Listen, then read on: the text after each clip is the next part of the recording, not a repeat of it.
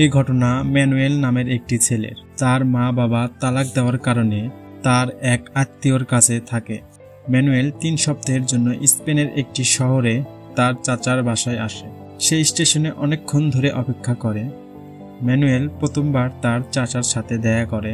তার মা বাবার থেকে দূরে থাকার জন্য সে অনেক হতাশ, কিন্তু তার ঘর থেকে দূরে থাকার জরুরি। তার মা বাবা একে অপরকে তালাক দিয়েছে। ম্যানুয়েল যখন হুয়ানের ঘরে যায় তখন বুঝতে পারে তার 3 চাচা।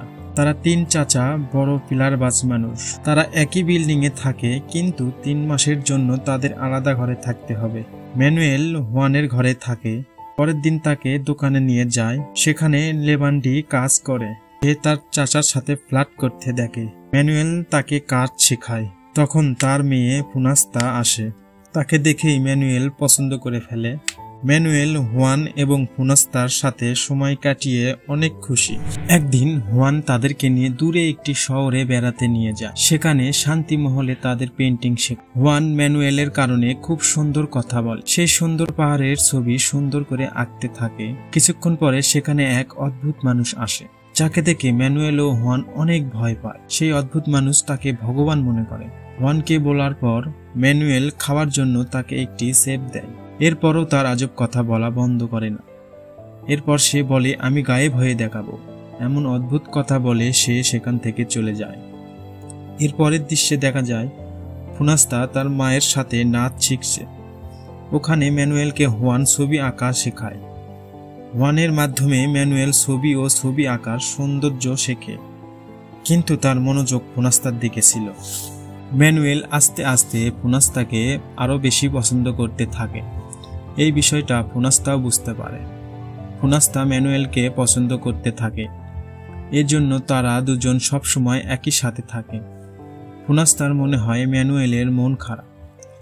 তার মন ভালো করার জন্য তার ললিপপ তাকে খেতে দেয় আর বলে, তোমাকে কখনো ছেড়ে যাব না। সেদিন ম্যানুয়েলকে এক রাতের কথা বলে, যেটা শুনে সে অবাক হয়ে যায়। ফুনাস্তা বলে তার চাচা ফার্নান্দো একটি জায়গায় যায়, এ কথা কেউ জানে না। হুয়ানের কাছে 1 মাস থাকার পর ম্যানুয়েল ফার্নান্দোর সাথে থাকতে শুরু করে। বাড়ির কাজ শিখতে থাকে। হুয়ানের মতো ফার্নান্দো এক ধরনের শিল্পী। সে জাইলো বাজায়।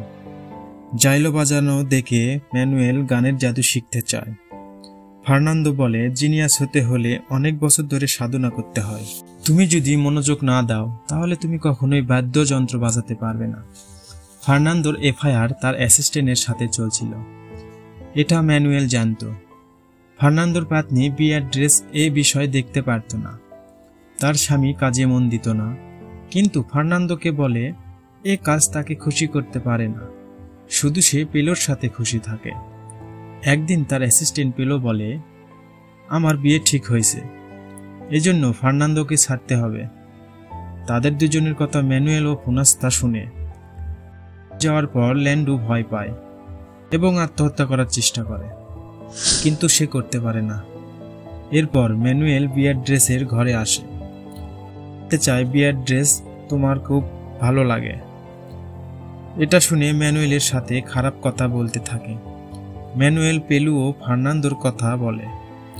এই এফআইআর এর কথা বিয়াট্রিস ম্যানুয়েলকে এই এফআইআর গোপন রাখতে বলে।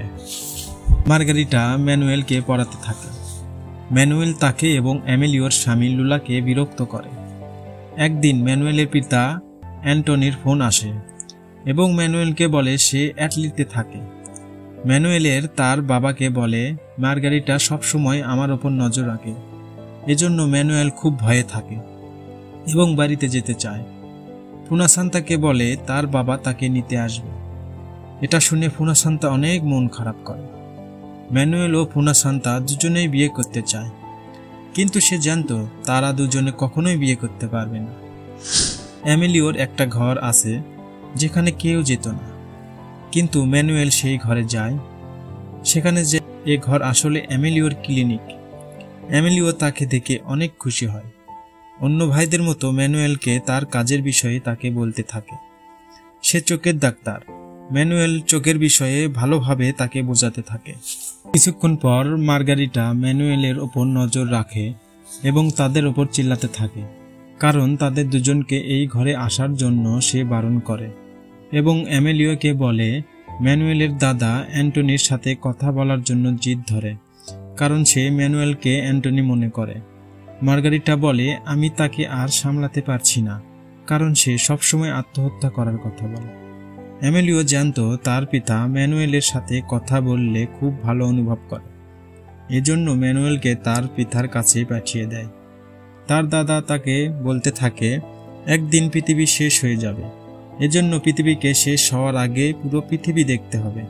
ফুনাসান্তার কারণে ম্যানুয়েল দাদা কথা বুঝে না। ঘরে অনেক রাজ আছে এবং সব রাজ পরিবারকে বিব্রত করত। সে তার কথা বলতে এবং যখন তার কথা মনে ও বলে বিশ্বযুদ্ধ হওয়ার পর বিয়াড্রেস তার দেখাশোনা করতে থাকে, এরপর তাকে ভালো রাখার জন্য অনেক কিছুই করে। ম্যানুয়েল একটা নতুন দুনিয়া দেখে, সেখানে সে ফুনাস্তার সাথে অনেক খুশি থাকে। দিন তারা দুজনে অচেনা এক মানুষকে স্বাদে আসতে দেখে। ফুনাসান্তা তাকে বলে সে এমিলিওর মেয়ে ললি ও তার বয়ফ্রেন্ড। সে গাঁজা নিয়ে সেখান থেকে পালিয়ে যায়। ফুনাসান্তার তখন নজরে আসে। সে তখন বলে আমার ঘরে কিছু খারাপ হচ্ছে। ঘরে যাওয়ার পরে সে জানতে পারে ফার্নান্দো হার্ট অ্যাটাকে মৃত্যু হয় চিন্তার কারণে, কিন্তু তার সবচেয়ে বড় চিন্তার কারণ ছিল বিয়াড্রেস। সে বলে আচমকায় সে মাটিতে পড়ে যায় এবং মৃত্যু হয়। হুয়ান এবং তার বড় ভাই এমিলিও ফার্নান্দোকে মাটিতে অজ্ঞান দেখে। তারা বুঝতে পারে সে হার্ট অ্যাটাক করেছে। বিয়াড্রেস ঠিক সেই সময় এমিলিও তাকে বাঁচানোর চেষ্টা করে। সেদিনের পর থেকে ম্যানুয়েল এমিলিওর ঘরে থাকতে শুরু করে। এমিলিওর বোন এক ছেলেকে অনেক খারাপভাবে মারধর করে এবং মারার পর এই ঘরেই তাকে পুঁতিয়ে রাখে। সে এ কথা বলার পর বলতে থাকে এমন জায়গায় যেতে হবে যেখানে সে শান্তিতে শ্বাস নিতে পারবে। একটু সে শুয়ে পড়ে। কিছু ম্যানুয়েল ও ললি সাজতে থাকে এবং এটা ভাবতে থাকে ললি অনেক সুন্দর, তাহলে সে কেন ছাড়ছে। যখন ম্যানুয়েল তার বয়ফ্রেন্ড ও গাজার বিষয়ে বলে সে রেগে যায়। তার বয়ফ্রেন্ড কাউকে না বলে এটা তাকে বলে যায়, কিন্তু সে এটা জানতো না তার পরিবার আগে থেকেই জানে তার বয়ফ্রেন্ড একটি বাজে ছেলে।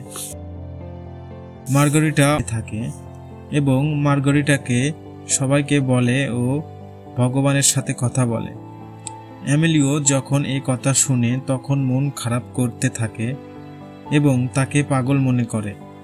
ম্যানুয়েল তার কথা শুনে মজা পেতে। সেদিন এমিলিও ললিকে বলে তুমি তোমার বয়ফ্রেন্ড এর থেকে দূরে থাকবে। এমিলিওর সাথে কথার কাটাকাটি হয়। তখন এমিলিও রেগে যায়। এটা দেখে ম্যানুয়েল অনেক ভয় পায়। ললি ম্যানুয়েলকে বোঝায় তার বাবা মাঝে মাঝে এমন আচরণ করে। ম্যানুয়েল এমন অদ্ভুত পরিবারের একজন সদস্য। এমিলিওর পাগলামির একটা অংশ হয়ে উঠেছে, কিন্তু এই পাগলামি তার পরিবারের কাছে সাধারণ বিষয়। তিনি এমন ভাব করে যেন সেখানে কিছুই হয়নি এবং হঠাৎ এমিলিওর পিতা তার একাকিত্বের একটা কবিতা শোনাতে থাকে। এই কবিতা ম্যানুয়েলের পিতা অ্যান্টনিকে নিয়ে লেখে। এই কবিতা এমিলিওকে সামনে দেখে তিনি বলে তার এখানে আসার অপেক্ষা করে। অ্যালজাইমার রোগের সব কারণে সে সব কিছু ভুলে যায় এবং সে তার ঘরের রাস্তাও ভুলে যায়। এজন্য সে একটি পার্কে বসে। ফুনাসান্তা বলে ও জানতো তার দাদা পারপাক্সিকে ভালোবাসে, এজন্য সে বুঝতে পারে এই জায়গায় ওকে পাবে। ম্যানুয়েলের দাদা সব সময় বলে সমুদ্র দেখতে চায়, কারণ সে সেখানে শান্তিতে শ্বাস নিতে পারবে। মৃত্যুর কথা বলতে থাকে। এমিলিও বলে যতদিন আমি বেঁচে তত আমার বাবাকে মরতে দেব না। কথা দেয় তাকে সমুদ্রের কাছে নিয়ে যাবে। সে অনেক খুশি হয়। সময় এমিলিওর পিতা আর একটা ঘটনা বলে এবং সে কাহিনী শুনতে শুনতে সবাই ঘরে চলে আসে এবং সেদিন দুপুরবেলা তার সমুদ্র দেখার ইচ্ছা পূরণ হয় এবং ম্যানুয়েল তার পুরো পরিবারের সাথে সমুদ্র বিচে যায় এবং প্রথমবারের মতো তার পরিবারের সবাই খুশি। সবাইকে দেখে ফুনাসান্তার দাদার ইচ্ছা পূরণ হয়। অনেক দিনের হয় তার শেষ ইচ্ছা পূরণ। সেই বিচে ম্যানুয়েলের দাদার মৃত্যু হয়। পরিবারের সবাই ম্যানুয়েলের দাদার মৃত্যুতে কষ্ট পায়। অন্তিম সংস্কারে ম্যানুয়েলের মা বাবা আসে। ম্যানুয়েলের মনে হয় তার মাতা পিতা আসার কারণে তার এবং ফুনাসান্তার সম্পর্ক এখানে শেষ হয়ে যাবে। ম্যানুয়েল তার মা বাবার সাথে তাদের বাড়ি চলে যায় এবং মুভিটি এখানে শেষ হয়ে যায়।